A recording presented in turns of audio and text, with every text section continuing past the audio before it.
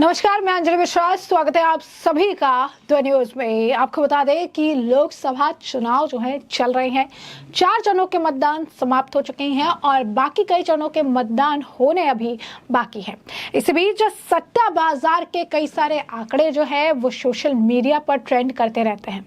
हाल ही फिलहाल में जब बीजेपी की सीटों में थोड़ी सी गिरावट देखने के लिए मिली थी तो एजेंडा प्रोपागेंडा गैंग ने बड़े ही धड़ल्ले से उस सट्टा बाजार के आंकड़ों को साझा किया था और बताया था कि किस तरीके से 288 से 286 हर घंटे किस तरीके से जो अब आंकड़ा है वो गिर रहा है। लेकिन अब जब आंकड़े बदल गए हैं तो उन्होंने इसे जनता के सामने साझा ही नहीं किया है। वहीं दूसरी तरफ आपको बता दें कि फेमस सिंगर दलेर मेहंदी द्वारा प्रधानमंत्री नरेंद्र मोदी की जमकर तारीफ की गई। वो एक इवेंट को संबोधित करने आए थे। इस दौरान उन्होंने प्रधानमंत्री नरेंद्र मोदी की कार्यशैली, उनके काम को लेकर तो तारीफ की ही, साथ ही साथ ये भी कहा कि आएंगे तो मोदी साहब ही। जी हाँ, बिल्कुल सही सुना आपने। क्या है पूरा माजरा, आइए विस्तार से जान लेते हैं। तो एजेंडा प्रोपागेंडा गैंग के ही एक व्यक्ति रोशन राय जिनका नाम है, उन्होंने एक जो है सट्टा बाजार का आंकड़ा साझा किया था जिसमें ये दिख रहा है कि BJP will win total seats in LS 2024, यानी बीजेपी कितने सीट जीतेगी लोकसभा चुनाव 2024 में, और आंकड़ा था 286 से 289। कैप्शन में लिखा था कि 286 से 288 हर घंटे किस तरीके से गिर रहे हैं आंकड़े। अब उसी पोस्ट को कोट करते हुए बीजेपी के नेता तजिंदर पाल सिंह बग्गा ने पहले अपनी जो है प्रतिक्रिया दी और लिखा, क्या भैया आजकल सट्टे का नंबर नहीं डाल रहे हैं काफी दिनों से। और उसके बाद उन्होंने सट्टे का नंबर जो है साझा किया जिसमें क्लियर तरीके से अगर आप देखेंगे तो बीजेपी जो टोटल सीट जो दिख रहा है कि जो बीजेपी इतनी सीट जीत रही है वो है 302 से 304। जी हाँ, 302 से 304 का आंकड़ा इस सट्टा बाजार के इस सट्टे में जो है दिख रहा है।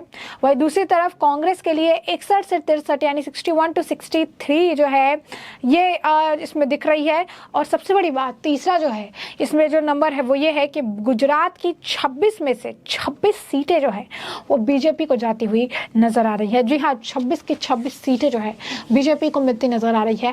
और ये तजिंदर पाल सिंह बग्गा द्वारा साझा किया गया और उन्होंने उसको कोट करते हुए लिखा कि सट्टा बाजार का आंकड़ा बहुत दिनों से साझा नहीं कर रहे क्योंकि आंकड़े कम नहीं बल्कि बीजेपी के लिए बढ़ते जा रहे हैं।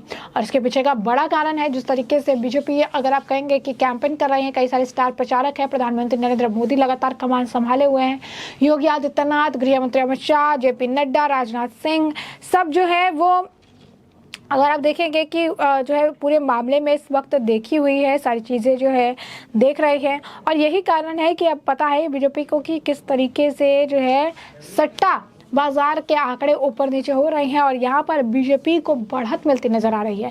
यानी जो आंकड़े कुछ दिन पहले तक थोड़े कम दिखा रहे थे, 288 से 286 का आंकड़ा दिख रहा था, अब वो आंकड़े परिवर्तित हो गए हैं और वो आंकड़े अब 286 या 287 का नहीं बल्कि अब वो आंकड़े जो है वो 303, 304 जो है ये आंकड़े जा रहे हैं।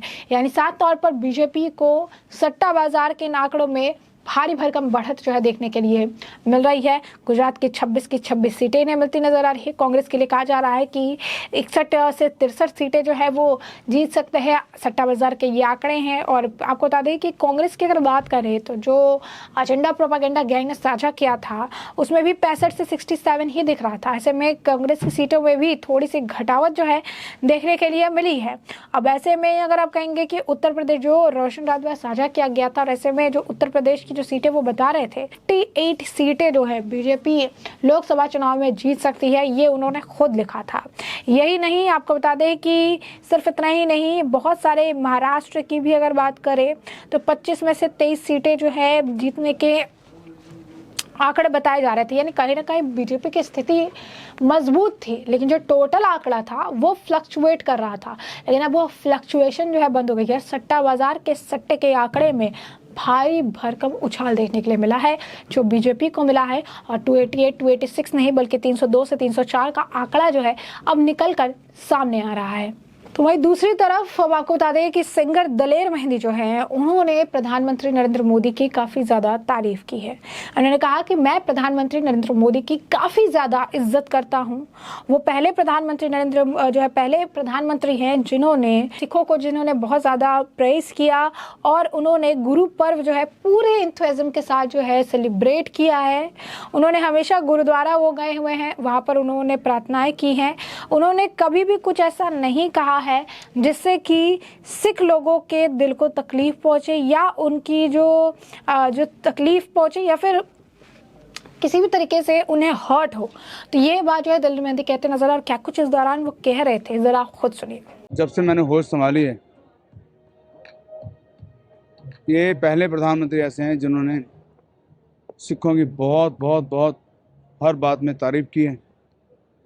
गुरु नानक महाराज का जो गुरुपर्व आया, पूरे देश में बहुत मान सम्मान के साथ गुरुपर्व को मनाया गया मोदी जी की तरफ से। गुरु तेग बहादुर साहब का शहीदी दिवस आया, वो लाल किले में मनाया गया।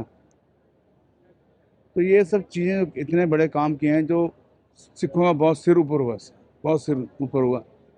और उन्होंने हर बार जब कोई गुरुपर्व आता है, गुरुद्वारा साहब जाते हैं, तो मुझे बहुत अच्छा लगता है कि गुरुद्वारे जाना, माथा टेकना, और कोई भी ऐसी बात नहीं की जो सिखों को ठेस पहुंचाए।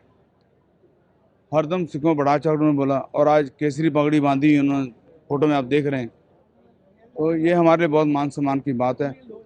और मैंने यही कहा कि सारे सिख समाज को कि इनको आप दुआएं दें, लंबी उम्र हो पीएम साहब की, अच्छा काम करें, अच्छी सेहत हो, ताकि हम सबको और गौरव में महसूस हो। सर, पंजाब में भी अभी वोटिंग होना रह रहा है, लेकिन कई सारे देश में हिस्सों में वोटिंग कम हुआ है, तो वोटरों से आने वाले दिनों में आप अपील क्या करेंगे? आप यकीन करो कि अभी कुछ पता नहीं वक्त का क्या होगा, और मुझे यकीन है कि आएंगे मोदी साहब ही, जो मर्जी हो जाए, और आना भी चाहिए। बहुत कुछ अच्छा किया उन्होंने, बहुत कुछ, और बहुत सारी उपलब्धियाँ हैं उनकी जो करे जा रहे हैं, उसको बार बार गिनाना क्या बताऊँ, पर जो होगा बहुत अच्छा होगा। गाना गुनगुना रहे थे आप, और नमो नमो नमो नमो मैंने गाना बनाया था 2008 में इस्लामाबाद के अंदर, पाकिस्तान में, और वहाँ लोगों ने बहुत गाने को पसंद किया था। बड़ी खुशी है कि जब 2014 हुआ तो नमो नमो हर जगह वही लहर चली, वही नाम हुआ। तो मुझे बहुत खुशी है कि मैंने एक स्लोगन बनाया था, वो बीजेपी में यूज़ हुआ, और अच्छा लगता है जब वो बोलते हैं, उनकी बातें बड़ी अच्छी लगती हैं। और अब मेहर करे, सब कुछ अच्छा। इस चुनाव में भी नमो नमो रहेगा?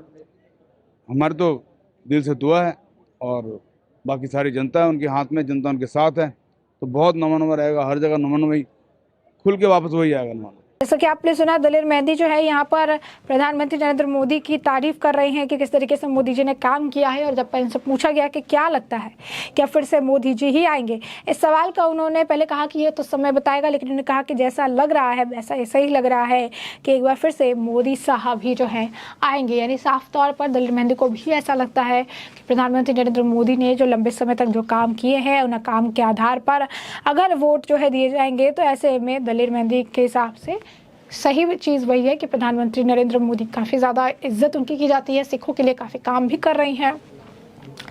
ऐसा कुछ करते भी नहीं जिससे सिखों को दिल को जो है तकलीफ हो। और ये जो उनका आप कह सकते बयान है, इस पर भी लोग प्रतिक्रिया दे रहे हैं और कह रहे हैं कि बात सही है कि जिस तरीके से प्रधानमंत्री नरेंद्र मोदी ने देश को सर्व किया है, ऐसे में बीजेपी जो है ज़रूर जो चुनाव जीतेगी। और उसके बाद जो है और भी लोग हैं वो यही कह रहे हैं कि जो है सिख को सारे हिंदूज जो है साथ में आ रहे हैं, सिख लोगों को प्रोटेक्ट करने के लिए हम सब भाई भाई हैं।